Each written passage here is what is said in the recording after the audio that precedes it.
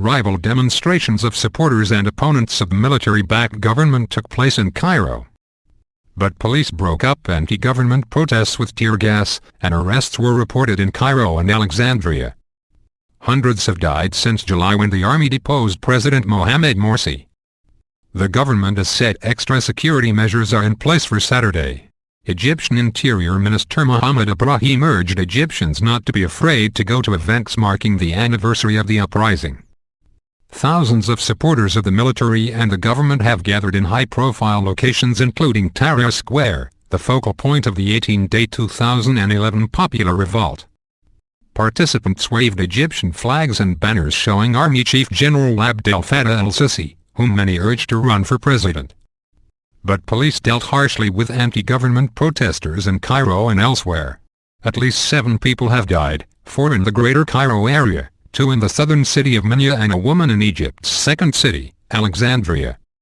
Shortly before 6 o'clock GMT on Saturday, a bomb was thrown at the wall of the police training academy in the Cairo suburb of Ain Shams, reportedly injuring 1 person.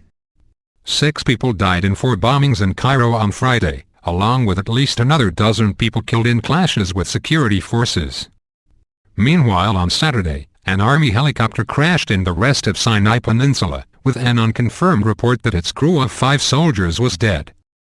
A large car bomb exploded near a police building in Suez, at the southern entrance of the Suez Canal, with reports that 9 people were injured. At least 18 people died in violence on Friday. The BBC's Yolande Nel, in Cairo, says that 3 years on from an uprising that raised hopes of political reform in the Arab world's most populated country, rival demonstrations are showing the deep divisions. There is an extreme anti-Islamist emphasis at pro-government rallies, with chants for the execution of the Brotherhood, and fury at anyone believed to be critical of the post-coup leadership, reports said. At anti-government protests, police chase protesters into side streets, firing tear gas and birdshot, as well as live rounds, said Reuters news agency.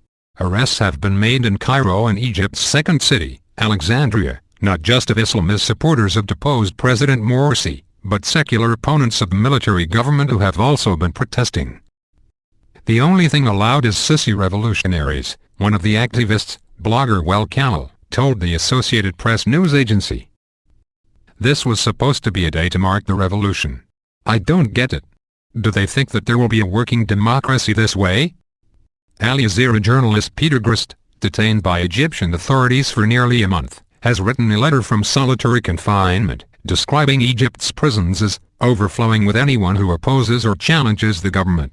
The anti-coup alliance, led by Mr. Morsi's Muslim Brotherhood, called in a statement for 18 days of protests beginning on Saturday, mirroring the 18 days of protests that 3 years ago led to Mr. Mubarak stepping down. The Brotherhood has regularly held protests since the overthrow of Mr. Morsi. Hundreds of its supporters have been killed, and thousands detained. It has been declared a terrorist organization, and accused by the interim government of being behind a string of violent attacks in recent months, which the Brotherhood denies.